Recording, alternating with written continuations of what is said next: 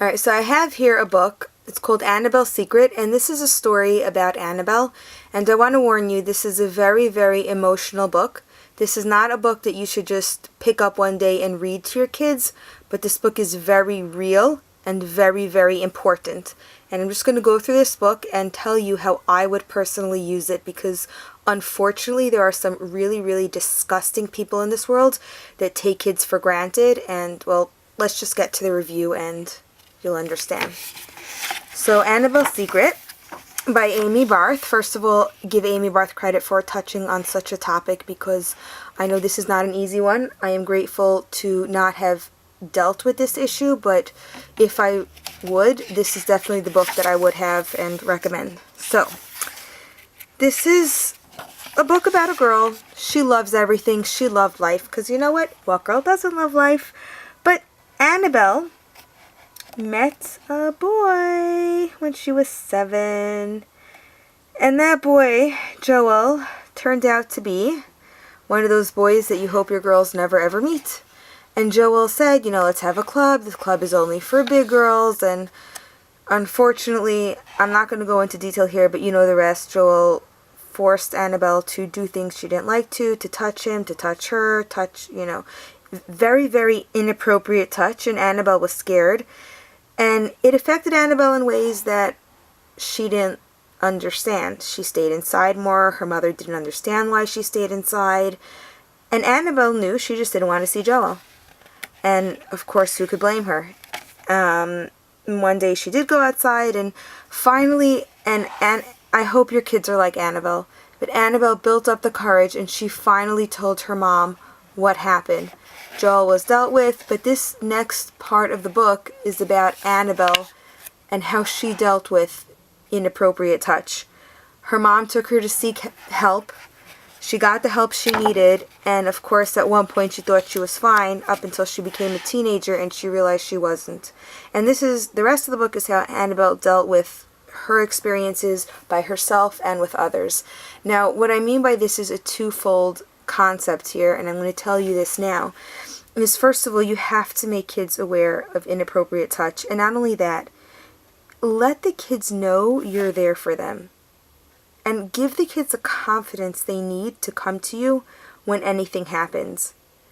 Because Annabelle, the way she was described in this book, she was a really bright girl, and she just got mixed in with the wrong crowd. She didn't know, she was scared, she felt alone, but when she told her mom she got the help she needed, it worked for a while, and then she sought out more help.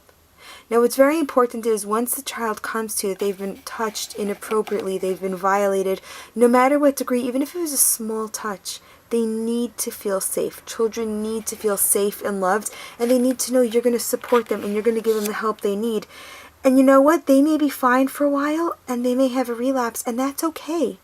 Because as long as you're there for them, kids like Annabelle will become mature and emotionally healthy adults. Unfortunately, you can't protect kids from everything, but if I did have a child or I know of a child who was touched in a way, the first thing I would do is kind of take out this book, Annabelle's Secret, and read it with them. Read 1 page, read 2 page, see if they want to discuss anything, maybe yes, maybe no. Let the kids lead. They need to come to you when they're ready. And I would actually stop reading this book. I would open up the book like I just did. I would read a few pages about Joel and how it affected Annabelle, and then I would stop and I would suggest, not even tell them, suggest to the kids, okay, we're going to stop here. Annabelle here sought out therapy. What do you think about this idea? And then hopefully from there, the kids would actually go seek out therapy.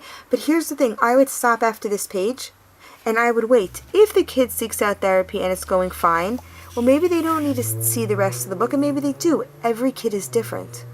So this book is an amazing book to kind of show kids that there are people like them. And yes, I would even read it with a teenager.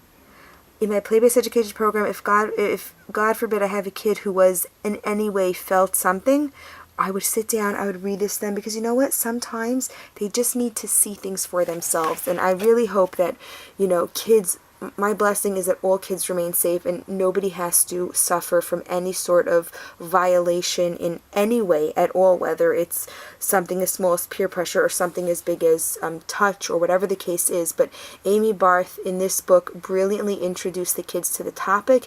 It's okay to get help and they're not alone, and sometimes kids need that outsider push to get the help they need. And I'm very grateful actually to have this book as part of my collection because, like I said, you can't shield kids from everything, and this book is just gives the kids a push and takes part of the shame away in rehabilitating and leading just normal social emotional lives after such traumatic incidents.